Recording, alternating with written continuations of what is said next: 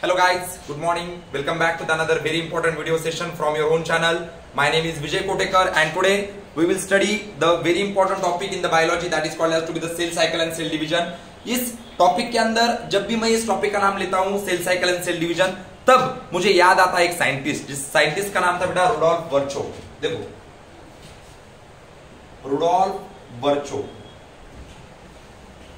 Rudolf वर्चो ये scientist का नाम मुझे क्यों याद आता है ये भी जानना बहुत जरूरी है, क्योंकि इस साइंटिस्ट ने बोला था all cell arise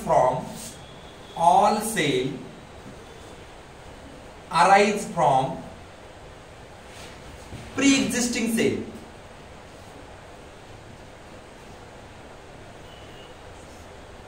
pre existing cell, नवीन सेल या अगोदरच्या सेल पासून बनतात।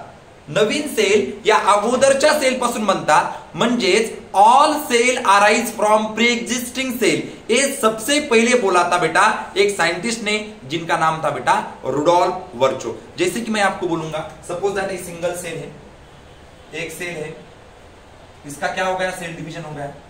क्या हो गया बेटा, डिवीजन हो गया। यहां पर दो डॉटर सेल बन गई।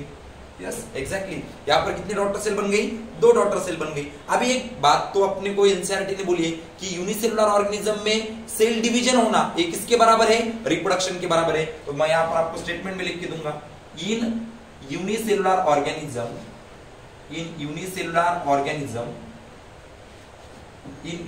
ऑर्गेनिज्म देखिए, cell division is equal to cell division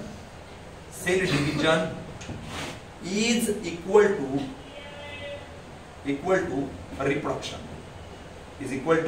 reproduction।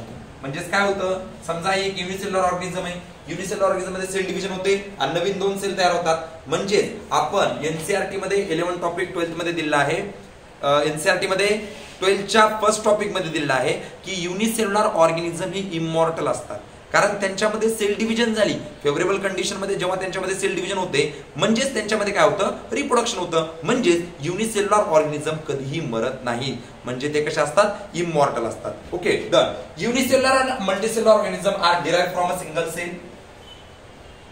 Unicellular and multicellular organism are derived from single cell is called as, क्या बोलेंगे उसे हम, is called as zygote। Okay zygote बोलेंगे बेटा, zygote। ओके, प्रत्येक unicellular organism असू द्या किंवा multicellular organism असू द्या, तो एका सिंगल सेल पासून बनलेला आहे। त्या सिंगल सेलचं नाव आहे बेटा झायगोट। मग आता झायगोटचं काय होतं, एक लक्षात घ्या, समजा ही आपली सेल आहे, आपली काय बेटा ही सेल आहे, या सेल मध्ये अगोदर होते ग्रोथ। काय होते बेटा, याची ग्रोथ होते।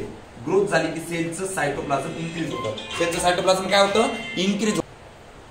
तर या सेलची काय झाली, ग्रोथ झाली। मग सेलची ग्रोथ झाली म्हणजे नेमकं काय झालं, तर सेलच्या सायटोप्लाझम मध्ये इन्क्रीज झालं। सेलच्या सायटोप्लाझम मध्ये काय झालं, इन्क्रीज झालं। आणि सेल एकदा ग्रोथ झाल्याच्या नंतर त्या सेलचं होतं सेल डिव्हिजन। त्या सेलचं काय होतं, सेल डिव्हिजन। आणि सेलचं डिव्हिजन झाल्याच्या नंतर या मोठ्या सेल पासून दोन छोट्या छोट्या सेल तयार होतात आणि नंतर त्या छोट्या सेलची परत ग्रोथ होते, परत सेल इन्क्रीज होते सायटोप्लाझम मध्ये, आणि सायटोप्लाझम मध्ये इन्क्रीज झाली ती सेल, परत त्याचं डिव्हिजन होतं। अशा पद्धतीनं सेल ग्रोथ होणं हे ऑर्गेनिझमचं बेसिक फीचर आहे, आणि सेल डिव्हिजन होणं हे सुद्धा ऑर्गेनिझमचं बेसिक कैरेक्टर है, ऐसा अपन म्हणू शकतो। Okay done. तो यहाँ तक हमने सीखा, इसे लिख लो जल्दी से। ओके, या तो भी स्क्रीनशॉट निकालो।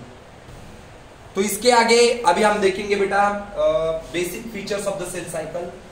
ओके डन, यहां तक समझ में आया होगा। यूनिसेलुलर ऑर्गेनिज्म इमॉर्टल रहते हैं, वो कभी मरते नहीं है। ओके, और यहाँ तक सेल डिवीजन होने के लिए पहले तो क्या होती है बेटा, सेल की ग्रोथ होती है और बाद में क्या होता है, सेल का डिवीजन होता है। ये भी बात आपको समझ में आएगी। तो अभी हम देखेंगे basic features of cell cycle. Star के पे देता बेटा, एनसीईआरटी दिया है, पूरा एनसीईआरटी प्रॉपरली करवा रहा हूं।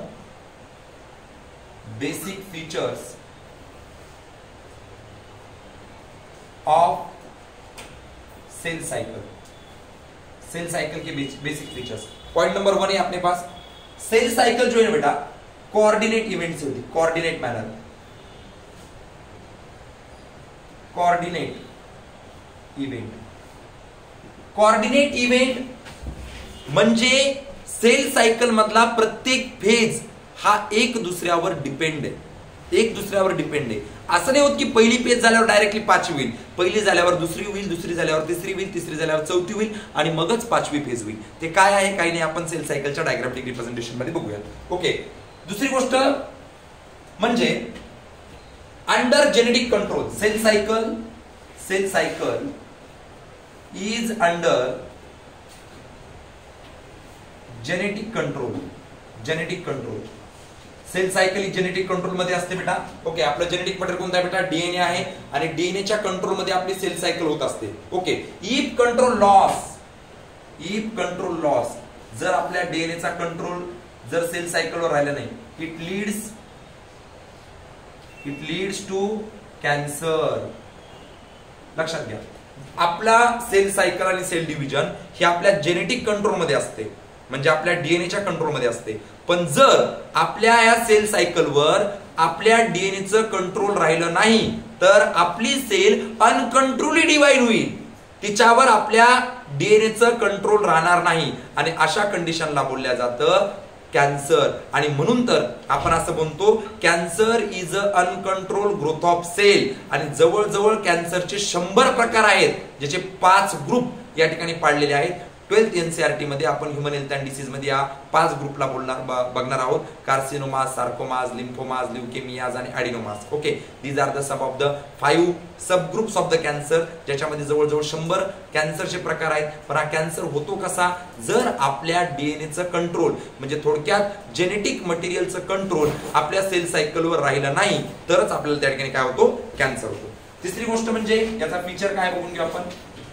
याचा फीचर असा बेटा, growth and reproduction are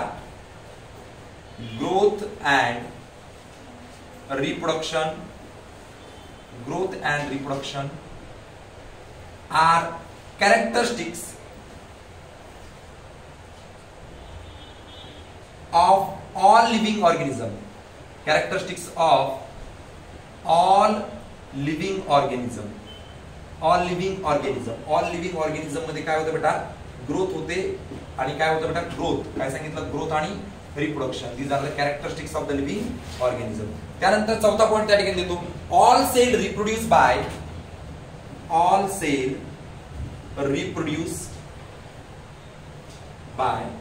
dividing into 2 daughter cell. समजा एखादी सेल आहे, या सेलमध्ये डिव्हिजन झालं, त्या सेलमध्ये काय झालं? डिव्हिजन झालं, तर या ठिकाणी 2 डॉटर सेल तयार होतील. काय होतील बेटा? 2 डॉटर सेल तयार होतील. म्हणजेच तुम्हाला मी या ठिकाणी सेल सायकलचे काही फीचर्स दिले आहेत. पहिला फीचर मी तुम्हाला दिला की सेल सायकल ही कोऑर्डिनेट इव्हेंट नव्हते. दुसरी गोष्ट, सेल सायकल ही आपल्या जेनेटिक कंट्रोल मध्ये होते.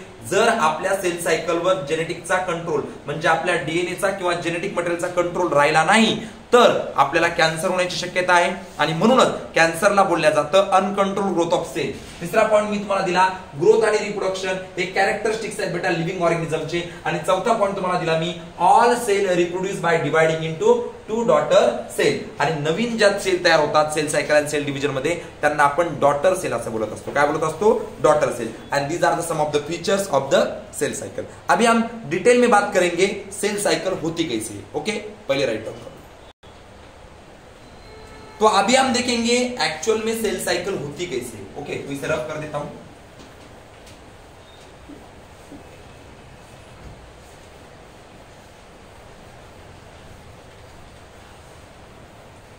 देखो बेटा, cell cycle and cell division NEET के लिए बहुत इंपॉर्टेंट है. ओके, तो अभी हम देखेंगे सेल साइकिल एक्चुअली होती कैसी है. सेल साइकिल एक्चुअल में होती कैसी है. Okay, done. तो देखो मैं यहां पर एक सर्कल बनाऊंगा आपके लिए. डन. तो इस सर्कल में कभी भी याद रखने का, यह हमारी होती है G1 फेज. कौन सी फेज होती है बेटा? G1 phase. इसे कहने का S फेज, इसे कहने का G2 फेज और इसे कहने का M फेज. ओके, ये G1 फेज है, ये S फेज है, ये G2 फेज है और ये M फेज है। और ये जो साइकिल है बेटा, साइकिल ये क्लॉकवाइज घूमेगी, क्लॉकवाइज ओके, इस तरीके से कुछ ओके डन, क्लॉकवाइज म्हणजे घड्याळीच्या काट्याप्रमाणे फिरणार आहे ओके। आता ही जी M फेज आहे ना, M फेज, या M फेजला बोलायचं ऍक्च्युअल सेल डिव्हिजन, काय बोलायचं? ऍक्च्युअल सेल डिव्हिजन बोलायचे ओके। M फेजला बोलायचं ऍक्च्युअल सेल डिव्हिजन ओके। आणि आता जर आपण विचार केला की G1 फेज आहे, G1 phase okay, G1 phase मी तुम्हाला सांगितलंय क्लॉकवाइज फिरतंय, कसं फिरतंय? क्लॉकवाइज, याला बोलायचं G1 phase okay, G1 phase. आता मला तुम्ही सांगा G1 फेज ही कोणत्या दोघांच्या मध्ये असणार आहे? यस भाग्यश्री सांग बरं, G1 फेज कोणत्या दोघांच्या मध्ये असणार आहे? करेक्ट आन्सर, G1 फेज ही प्रेझेंट आहे बेटा ओके। G1 फेजला दुसरं नाव देतो आपण gap 1 phase, gap 1 phase, G1 phase is the gap 1 phase okay. and G1 phase is present between M and S phase, between M and S phase okay, M and S phase त्याला म्हणतो आपण G1 phase। G1 phase is present between M phase and S phase, दोनों phase के beach between क्या है बेटा? Yes, G1 phase है okay. अभी ये जो यस फेज है ना, यस फेज, इसे कहने का सिंथेसिस फेज, सिंथेसिस ओके। अगर आप बोलेंगे सर इसके अंदर किसका सिंथेसिस होता है? G1 फेज के अंदर किसका सिंथेसिस होता है? इसके अंदर सिंथेसिस होता है बेटा डीएनए का ओके। इसके अंदर सिंथेसिस होता है बेटा सेंट्रियोल का, और इसके अंदर सिंथेसिस होता है बेटा हिस्टोन प्रोटीन का, हिस्टोन प्रोटीन। आपको इस हिस्टोन प्रोटीन के बारे में कुछ कहना चाहूंगा। हिस्टोन प्रोटीन जो है ना बेटा, हिस्टोन प्रोटीन, हे हिस्टोन प्रोटीन बेसिक प्रोटीन आहे, बेसिक ओके। हे बेसिक का आहे? कारण याच्यामध्ये बेसिक अमिनो ऍसिड आहे ओके। लायसिन आणि अर्जिनाइन नावाचे दोन बेसिक अमिनो ऍसिड पासून हे प्रोटीन बनलेलं आहे, लायसिन अँड अर्जिनाइन। एनसीईआरटी ने बोला है अर्जिनाइन ओके। लायसिन आणि अर्जिनाइन या दोन बेसिक अमिनो ऍसिड पासून काय बनलेलं आहे बेटा? हिस्टोन नावाचं प्रोटीन बनलेलं आहे। आणि हिस्टोन नावाचं प्रोटीन कुठं बनतं? यस, एक्झॅक्टली आपल्या यस फेज मध्ये बनतं। आणि ही आपली आहे बेटा G2 phase, yes exactly this is what one the G2 phase. आता मला तुम्ही सांगा G2 फेज ही कुणाच्या मधला गॅप असेल? गॅप बिटवीन यस, कौन बात करेंगे मेरे से? यस नेहा बोलिए मुझे, gap between S and M phase, yes exactly correct answer. ये गैप है बेटा यस एंड यम फेज के बीच में, जिसे हम कहेंगे G2 फेज ओके। अभी ध्यान से सुनिए मेरी बात, ध्यान से सुनिए। अभी मैंने आपको यहां पर लिख के दिया कि G1 फेज हमारी गैप है किसके बीच में? यम फेज और यस फेज के बीच में जो गैप है जिसे हम G1 कहेंगे। यस फेज को हम कहेंगे सिंथेसिस फेज, जिस फेज के अंदर सिंथेसिस होगा, किसका सिंथेसिस? यस एक्जैक्टली डीएनए का सिंथेसिस होगा। उसके अंदर प्रोटीन, कौन सा प्रोटीन है? Histone protein. एक्जैक्टली आपको ये भी पूछा जा सकता है कि हिस्टोन प्रोटीन एसिडिक है या बेसिक है, तो आप बोलेंगे सर हिस्टोन प्रोटीन कैसा है बेटा? बेसिक है। क्यों बेसिक है? क्योंकि इसके अंदर दो अमीनो एसिड है जिनका नाम है लाइसिन और अर्जिनिन। लाइसिन और अर्जिनिन नाम के अमीनो एसिड से बनता है हिस्टोन नाम का प्रोटीन, और लाइसिन और अर्जिनिन ये बेसिक है, इसीलिए हिस्टोन भी बेसिक है। G2 एक गैप है, G2 phase is the gap between S and M phase. इसे यम और यस के बीच में G1 लिखने का और यस और यम के बीच में G2 लिखने का, ये यहां तक हम ऐसा बोल सकते हैं ओके डन। तो अपने पास यहाँ पर G1 फेज है, अपने पास यस फेज है, अपने पास G2 फेज है और अपने पास यम फेज है। एक्चुअल में ह्यूमन बीइंग के अंदर उसे कंपेयर करेंगे और ईस्ट के अंदर भी कंपेयर करेंगे। आपको क्वेश्चन भी क्या आ सकता है ये भी मैं आपको यहाँ पर बोलूंगा अभी डन। तो ध्यान दीजिए ओके। अभी बोलो मुझे, मैं यहाँ पर एक सेल साइकिल निकालूंगा ओके डन। इस सेल साइकिल के अंदर एक कौन सी फेज है? यस बोलिए, कोई प्रॉब्लम नहीं। G1 फेज, ये कौन सी बेटा? ये कौन सी बेटा? और ये कौन सी बेटा? M phase. इसे क्या कहेंगे हम? एक्चुअल सेल डिवीजन कहेंगे, एक्चुअल सेल डिवीजन ओके। एक गैप है, किसके बीच में का गैप है? Gap between M and S phase. ये गैप है बेटा, किसके बीच में गैप है? Yes and M. इस तरीके से हमने कुछ बोला है। अभी एक बात बोलूंगा मैं आपको कि यूकैरियोटिक सेल का एक एग्जांपल लूंगा। Eukaryotic, in eukaryotic cell, in eukaryotic cell, eukaryotic cell के अंदर मैं एग्जांपल लूंगा ह्यूमन सेल का। यूकैरियोटिक सेल किसे कहते हैं बेटा? जिस सेल के अंदर न्यूक्लियस है, वेल डेवलप न्यूक्लियस है, उस सेल को हम कहेंगे यूकैरियोटिक सेल। अभी इस यूकैरियोटिक सेल के अंदर मैं एग्जांपल लूंगा ह्यूमन सेल का। अभी ह्यूमन सेल को सेल डिवीजन के लिए, ह्यूमन सेल को सेल डिवीजन के लिए एनसीईआरटी बोलती है 24 आवर्स लगते हैं बेटा। कितने आवर्स लगते हैं? 24 आवर्स। ओके, तो इस 24 आवर में से, इस 24 आवर में से, इस 24 आवर में से यम पेज को टाइम लगता है बेटा ओनली 1 आवर। कितना आवर लगता है बेटा? ओनली 1 आवर। ओके, और एक बात यहां पर मैं बोलना भूल गया कि जीवन फेज प्लस यस फेज और G2 फेज, इन तीनों को एक साथ बोलते बेटा इंटरफेज। ओके, G1 यस आणि G2 या तिघांना एकत्रितपणे काय म्हणतो आपण? इंटरफेज म्हणतो। मग मला तुम्ही सांगा, सेल डिव्हिजन साठी ह्यूमन सेलला जी एक यूकॅरियोटिक सेल आहे याच्यासाठी जर कधी 24 तास लागत असतील, किती तास लागत असतील? 24 तास। इंटरफेज साठी किती वेळ लागत असेल? हाउ मेनी आवर? 23 आवर्स आर रिक्वायर्ड। यस बेटा। और एक एग्जांपल और एनसीईआरटी ने हमें दिया कि ईस्ट को ने बोली मुझे यूनिसेलुलर फंगाई। इस ईस्ट को सेल डिवाइड करने के लिए लगता है बेटा 90 मिनट। एनसीईआरटी क्या बोलती है इसे? 90 मिनट। और 90 मिनट को ही तुमको ऐसा भी आ सकता है, तो इसे भी भूलना नहीं है। ओके, हाँ, तो ईस्ट साठी सेल डिव्हिजन होण्यासाठी किती वेळ लागतो? 90 मिनिट ही एनसीईआरटी बोलली आहे। आणि 90 मिनिट म्हणजेच त्या ठिकाणी तुम्हाला सेल सायकल ईस्ट मध्ये जी होते याच्यासाठी 1.5 तास वेळ लागण्याची शक्यता आहे। जीवन फेज, G2 फेज आणि यस फेज या तिघांना एकत्रित बोलायचं इंटरफेज, आणि यम फेजला बोलायचं ऍक्च्युअल सेल डिव्हिजन। ह्यूमन बिंगचा विचार केला तर ह्यूमन बिंग मध्ये सेल डिव्हिजन होण्यासाठी टोटल वेळ लागतो 24 तास, त्यामध्ये यम फेजला वेळ लागतो 1 तास। मग इंटरफेजला किती लागणार? यस, एक्झॅक्टली 23 तास लागणार। एनसीईआरटी मध्ये अजून एक प्रश्न असा पण विचारला जाऊ शकतो की G1 फेज आहे आपल्याकडं, बरोबर, यस फेज आहे आपल्याकडं, G2 फेज आहे आपल्याकडं आणि यम फेज आहे आपल्याकडं। यामध्ये सगळ्यात मोठी फेज कोणती आहे? विसरायचं नाही, G1 फेज ही सगळ्यात मोठी आहे, यस फेज त्याच्यापेक्षा छोटी आहे, G2 फेज त्याच्यापेक्षा छोटी आहे आणि यम फेज सगळ्यात छोटी आहे। ओके, तर हा सुद्धा क्रम जसा आहे तसाच फॉलो तुम्हाला करायचा आहे। काय फॉलो करायचा आहे? G1 फेज सबसे बड़ी फेज है, उससे छोटी यस फेज, उससे छोटी G2 फेज और सबसे छोटी यम फेज। और ह्यूमन बीइंग के अंदर सेल डिवीजन को, यम फेज को सिर्फ और सिर्फ कितना टाइम लगेगा? यस, एक्जैक्टली 1 आवर लगेगा। यस, क्लियर है? क्या तक समझ में आया होगा? तो अपने पास यहाँ पर सेल साइकिल के अंदर 4 फेज हो गई, G1 phase, yes phase, G2 phase और यम फेज। अभी हम इन चारों फेज को डिटेल में स्टडी करेंगे। तो पहली फेज आएंगे अपने pass G1 phase. Okay, done.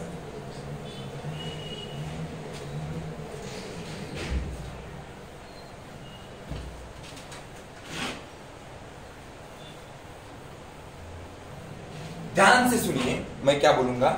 G1 phase, देखो G1 फेज के बारे में बोलूंगा मैं आपको। G1 phase, okay, G1 phase, किसका जीवन? सेल का जीवन, अपना नहीं। ओके, हाँ, G1 फेज, इसे हम कहेंगे ग्रोथ फेज। क्या कहेंगे हम इसे? ग्रोथ फेज कहेंगे, ग्रोथ फेज। ओके, हाँ, तो इसके अंदर क्या होता है? देखो, पॉइंट नंबर 1 आपको लिख के दूंगा मैं। सपोज दैट ये सेल है, तो ये सेल की क्या हो गई? बोलिए मुझे, क्या हो गई बेटा?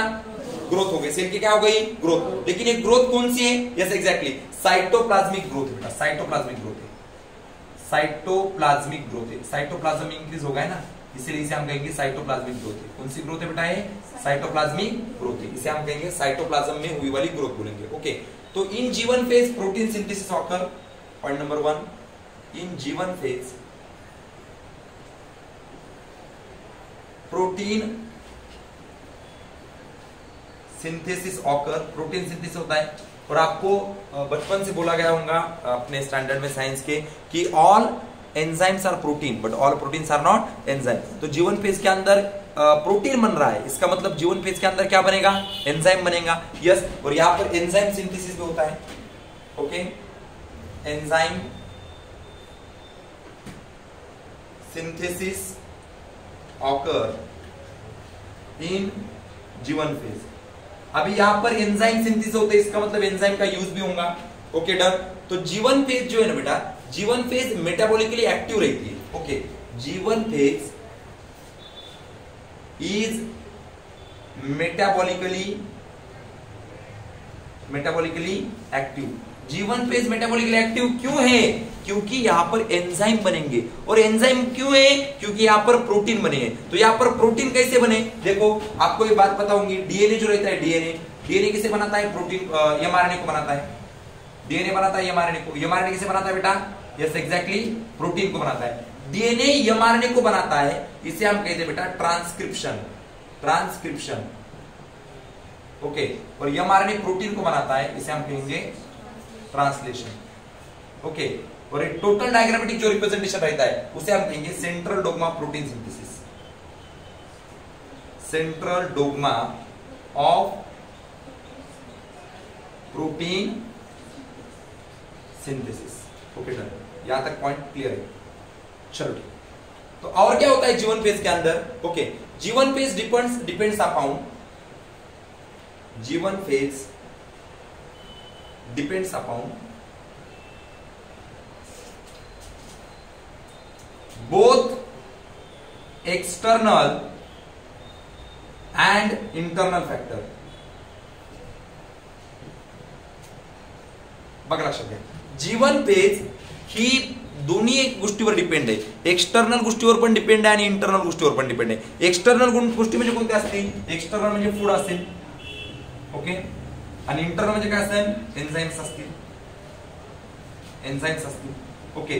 जीवन फेज फूडवर पण डिपेंड आहे आणि एन्झाइम्स वर पण डिपेंड आहे। फूडवर का डिपेंड आहे? कारण जीवन फेज मध्ये त्या सेलला त्याची ग्रोथ करायची आणि ग्रोथ होण्यासाठी काय गरजेचं असतं? फूड गरजेचं असतं। पण बाकी जेवढ्या फेजेस आहेत, बाकीच्या सगळ्या जीवन फेजला सोडून बाकी जेवढ्या फेजेस आहेत, जसं की तुमची एस फेज आहे, जसं की तुमची G2 फेज आहे, जसं की तुमची एम फेज आहे, ह्या सगळ्या बाकीच्या फेजेस जीवनला सोडल्या तर बाकीच्या फेजेस या फक्त आणि फक्त इंटरनल फॅक्टरवर डिपेंड असतात। पण जीवन फेज ही इंटरनल फॅक्टरवर पण डिपेंड आहे आणि इंटरनल फॅक्टरवर सुद्धा डिपेंड असते, ओके डन। तो इसके आगे हम देखेंगे यस फेज।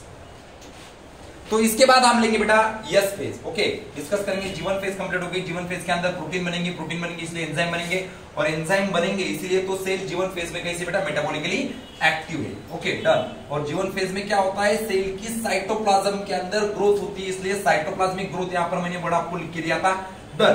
तो अभी अपने पास बेटा दूसरी फेज है जिसका नाम है यस फेज। कौन सी फेज है बेटा अपने पास? Yes phase, okay. और यस फेज को हम कहेंगे सिंथेसिस फेज। कौन सी फेज कहेंगे हम इसे? Synthesis phase, okay. इसके अंदर किसका सिंथेसिस होता है ये हम डिटेल में अभी यहां पर देखेंगे, okay. Point number 1, in S phase DNA replication occur in nucleus. In S phase DNA replication occur in nucleus. डीएनएचं रिप्लिकेशन होतं न्यूक्लियस मध्ये। हा पॉइंट खूप महत्वाचा आहे, खूप महत्वाचा आहे। तुम्हाला याच्यावर प्रश्न ट्विस्ट येऊ शकण्याची 100% गॅरंटी आहे की डीएनएचं रिप्लिकेशन कुठं होतं? न्यूक्लियस मध्ये। समजा सुरुवातीला अमाउंट ऑफ डीएनए तुमच्याकडे 2C आहे, तर नंतर तो अमाउंट ऑफ डीएनए काय होतो बेटा? 4C होतो। लक्षात घ्या, यस फेज मध्ये सिंथेसिस होतं, पण ते सिंथेसिस होतं डीएनएचं। म्हणजे अमाउंट ऑफ डीएनए सुरुवातीला तुमच्याकडे समजा 2C आहे, तर यस फेज मध्ये तो अमाउंट ऑफ डीएनए 4C बनतो। लक्षात घ्या, क्रोमोझोम नंबर चेंज होत नाही। हा सगळ्यात महत्त्वाची गोष्ट मी तुम्हाला या ठिकाणी सांगतोय। आणि point number 2, inside nucleus DNA replication occur. तोच पॉइंट दिला मी तुम्हाला। Inside nucleus DNA replication occur inside nucleus DNA replication occur. आणि पॉइंट नंबर 3 बघा, सपोज दॅट आपला सेंट्रिओल आहे, सेंट्रिओल, ओके। हा आपला सेंट्रिओल आहे। सेंट्रिओल काय आहे? बायचा असेल। तुम्ही एकदा cell the unit of life चे लेक्चर बघायचे, त्याच्यामध्ये तुम्हाला मी दिलेला आहे सेंट्रिओल हे असतं ज्याच्यातून आपल्याला काय निघतं? स्पिंडल फायबर अराइज होतात आणि जे क्रोमोझोमला पकडतात, ओके। सेंट्रिओल duplication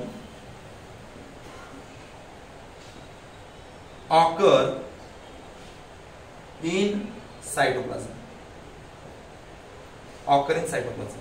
बघा, इथं दोन गोष्टी तुम्हाला दिल्या, ओके।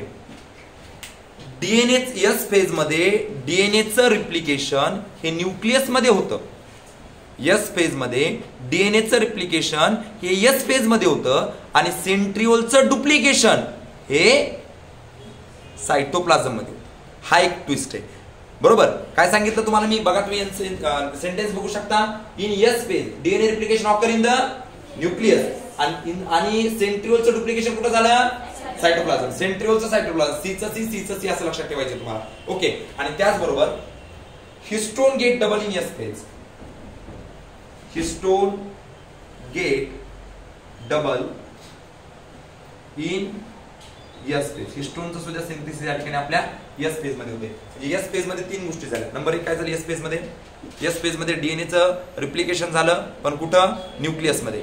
नंबर दुसरी गोष्ट, सेंट्रिओलचं डुप्लिकेशन झालं, पण कुठं? सायटोप्लाझम मध्ये. आणि हिस्टोनचं डुप्लिकेशन झालं किंवा डबल झाला हिस्टोन. हिस्टोन का गरजेचं आहे? कारण हिस्टोन काय करतो? डीएनए ला पॅकेजिंग करतो. आता डीएनए डबल झालाय ना, मग हिस्टोन पण डबल व्हावं लागेल. म्हणजे हिस्टोन डबल होण्याचं कारण एवढंच, कारण हिस्टोन डीएनए ला पॅकेजिंग करतो. मग डीएनए डबल झालाय ना, म्हणून हिस्टोन पण काय होणार आहे? डबल होणार आहे. ही झाली आपली कोणती phase? Yes phase. Okay.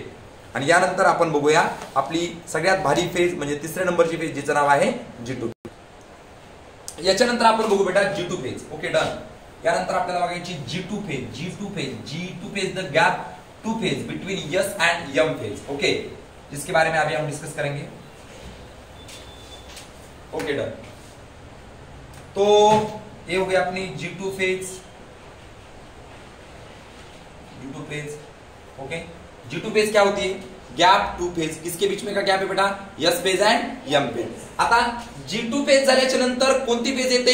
M phase. म्हणजे G2 फेज संपली म्हणजे काय सुरू होतं? M phase. म्हणजे G2 फेज मध्ये सेल प्रिपेअर करते स्वतःला यम फेज मध्ये जाण्यासाठी. G2 सेल मध्ये सेल प्रिपेअर करते स्वतःला यम फेज मध्ये जाण्यासाठी. म्हणजे point number 1, cell prepare. Cell काय करते? प्रिपेअर करते for M phase. For M phase. M phase मध्ये जायला सेल काय करते? स्वतःला प्रिपेअर करते. पॉइंट नंबर 2 काय देऊ शकतो तुम्हाला मी? Tubulin protein. Tubulin protein. Protein synthesis. Synthesis occur in G2 phase. सगळ्यात महत्वाचा मुद्दा लक्षात घ्या. तुम्ही या ठिकाणी 2 प्रोटीन मध्ये कन्फ्यूज होण्याची दाट शक्यता आहे. पहिली गोष्ट म्हणजे G2 फेज मध्ये ट्युबुलिन नावाचं प्रोटीन तयार होतं आणि एस फेज मध्ये हिस्टोन नावाचं प्रोटीन तयार होतं. ट्युबुलिन नावाचं प्रोटीन का तयार होतं? कारण जे स्पिंडल फायबर आहेत, हे स्पिंडल फायबर जे सेंट्रिओल मधून अराइज होते, हे सेंट्रिओल मधून अराइज होणाऱ्या स्पिंडल फायबरच्या फॉर्मेशन साठी आपल्याला कोणतं प्रोटीन लागतं? ट्युबुलिन प्रोटीन. मग तुम्हाला जर असा प्रश्न विचारला की ट्युबुलिन प्रोटीन कुठे तयार होतं? उत्तर देशान G2 फेज. आणि हिस्टोन प्रोटीन कुठे तयार होतं? उत्तर देशान yes phase. Okay, histone protein कुठे तयार होतं? यस फेज मध्ये. डन. त्यानंतर याच बरोबर या ठिकाणी तयार होतं मायटोकॉन्ड्रिया आणि क्लोरोप्लास्ट डिव्हिजन सुद्धा या ठिकाणी होतं. Division of mitochondria and chloroplast. Okay, या ठिकाणी होतं. आणि G2 फेज मध्ये ग्रोथ कंटिन्यू असते बेटा. Growth is continue. Growth continue असते. ओके, अशा पद्धतीने हे आपल्या फेजेस झाल्या. 3 फेज बद्दल आपण बोलतोय. पहिली फेज तुम्हाला मी सांगितली G1 फेज. G1 फेज मध्ये सेलची सायटोप्लाझम मध्ये ग्रोथ झाली. दुसरी फेज सांगितली तुम्हाला me yes phase. Yes phase मध्ये 3 गोष्टी झाल्या. पहिली गोष्ट म्हणजे डीएनएचं रिप्लिकेशन झालं न्यूक्लियस मध्ये, सेंट्रिओलचं डुप्लिकेशन झालं सायटोप्लाझम मध्ये, आणि हिस्टोन प्रोटीन जो बेसिक प्रोटीन आहे तो तयार झाला यस फेज मध्ये. G2 फेज मध्ये काय झालं? G2 फेज मध्ये ट्युबुलिन नावाचं प्रोटीन तयार झालं आणि सेल प्रिपेअर झाली यम फेज मध्ये जाण्यासाठी. बरोबर. आणि त्याचबरोबर सायटोप्लाझम आणि क्लोरोप्लास्टचं डिव्हिजन सुद्धा कोणत्या फेज मध्ये झालं? आपल्या G2 फेज मध्ये. आणि लास्ट बट वन, यामध्ये सुद्धा सेलची काय झाली आहे? कंटिन्युअसली ग्रोथ झालेली आपल्याला दिसून येते. आता कधी कधी काय होतं, यावर मागच्या वर्षी 2020 मध्ये क्वेश्चन विचारला गेलेला आहे. तो क्वेश्चन असा की सपोज दॅट ही आपली सेल आहे, या सेल मध्ये ही आपली G1 फेज आहे, ही आपली यस फेज आहे, ही आपली G2 फेज आहे आणि आपली यम फेज आहे. ओके, कधी कधी सेल G1 मधून कुठं जाणं अपेक्षित आहे? आपल्याला यस मध्ये जाणं अपेक्षित आहे. G1 मधून सेल यस मध्ये जाणं अपेक्षित आहे. पण कधी कधी सेल काय करते? या सेल सायकलच्या बाहेर जाते. त्याला बोलतो आपण G0 फेज. काय बोलतो आपण? G0 phase. म्हणजे आपल्याला अपेक्षित आहे की सेल एकदा यम फेज कंप्लीट झाली की ती G1 मध्ये येते. पण G1 मधून आपल्याला अपेक्षित असतं की सेल कोणत्या फेज मध्ये जावी, एस फेज मध्ये जावी. पण कधी कधी सेल सायकलला सोडून जाते आणि सेल सायकलला सोडून गेल्या ती जी फेज त्या सेल सायकल मध्ये येते त्या फेजला बोलल्या जातं G0 फेज बोला किंवा G0 फेज बोललं तरी चालेल. आणि या G0 फेजलाच बोलल्या जातं क्विसंट फेज. कोणती फेज बोलल्या जातं, क्विसंट फेज. ओके. आणि या ठिकाणी मी लिहून देऊ शकतो तुम्हाला की सेल क्विसंट फेज मध्ये काय होतं. क्विसंट फेज मध्ये सेल डिव्हिजन होतं का, क्विसंट फेज मध्ये सेल डिव्हिजन होतं का, क्विसंट फेज मध्ये सेल डिव्हिजन होत नाही. क्विसंट फेज मध्ये सेल ग्रोथ होते का, सेल ग्रोथ सुद्धा होत नाही. पण सेल लिव्हिंग आहे का, यस सेल लिव्हिंग आहे. लक्षात घ्या, सेल G0 फेज मध्ये गेल्याच्या नंतर सेल मध्ये ग्रोथ होत नाही, सेल मध्ये डिव्हिजन होत नाही, पण ती सेल लिव्हिंग असते. Is that clear. ओके. तो यहां तक हमने पढ़ा है बेटा. G1 फेज, एस फेज और G2 फेज. आता G1 आणि G0 फेज याचाच आपण विचार केला, G1 आणि G0 फेजचा. तर G1 सेल मध्ये सेलची ग्रोथ होते, G0 फेज मध्ये सेलची ग्रोथ होत नाही. आणि G1 फेज मध्ये सेल ऍक्टिव्ह असते आणि G0 फेज मध्ये सेल इनऍक्टिव्ह होते. अशा पद्धतीने आपण या महत्वाच्या ज्या फेजेस आहेत G1 फेज, एस फेज आणि G2 फेज, ते आज आपण या ठिकाणी कंप्लीट केलेल्या आहेत. थँक्यू.